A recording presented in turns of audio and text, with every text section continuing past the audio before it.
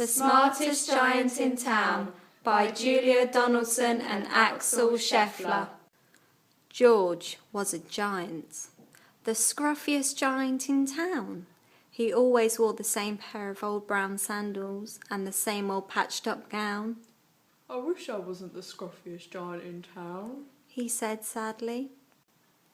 But one day, George noticed a new shop. It was full of smart clothes, so he bought a smart shirt, a smart pair of trousers, a smart belt, a smart stripy tie, some smart socks with diamonds up the sides, and a pair of smart shiny shoes. Now I'm the smartest giant in town, he said proudly. George left his old clothes behind in the shop. He was about to go home when he heard a sound.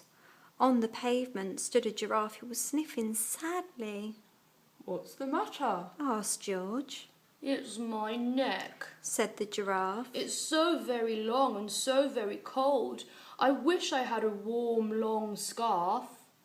Cheer up, said George, and he took off his stripy tie. It didn't match my socks anyway, he said as he wound it round and round the giraffe's neck.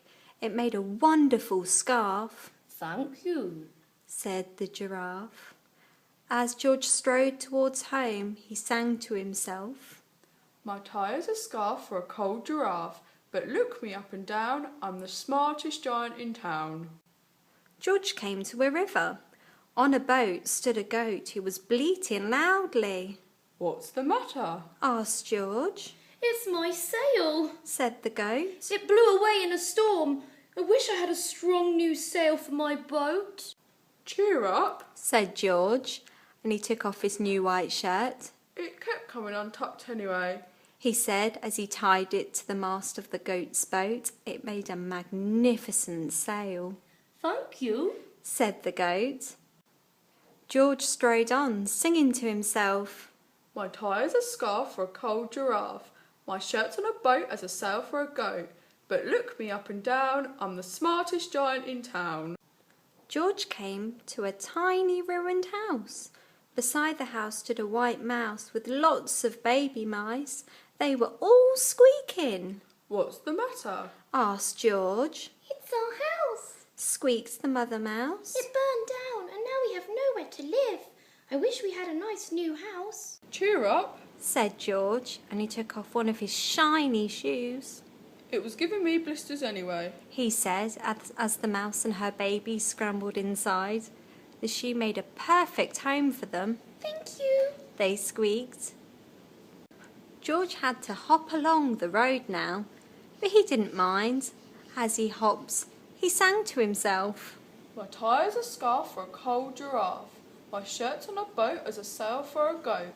My shoe is a house for a little white mouse. But look me up and down, I'm the smartest giant in town. George came to a campsite.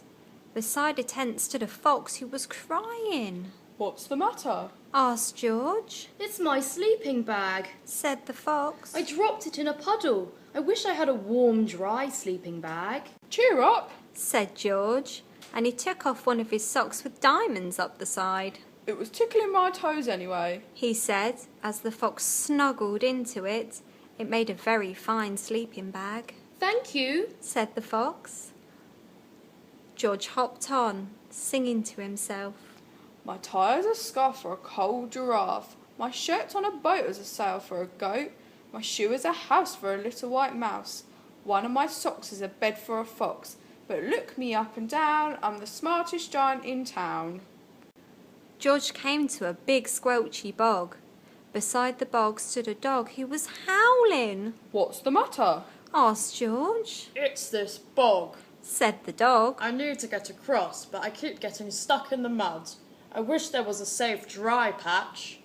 Cheer up, said George, and he took off his smart new belt. It was squashing my tummy anyway, he said as he laid it down over the bog. It made an excellent path. Thank you, said the dog. The wind started to blow, but George didn't mind. He hopped on, singing to himself. My tie is a scarf for a cold giraffe. My shirt's on a boat as a sail for a goat. My shoe is a house for a little white mouse. One of my socks is a bed for a fox. My belt helped a dog who was crossing a bog. But my trousers are falling down. I'm the coldest giant in town. Suddenly, George felt sad and shivery and not at all smart. He stood on one foot and thought, I'll have to go back to the shop and buy some more clothes. He decided. He turned around and hopped all the way back to the shop. But when he got there, the shop was closed.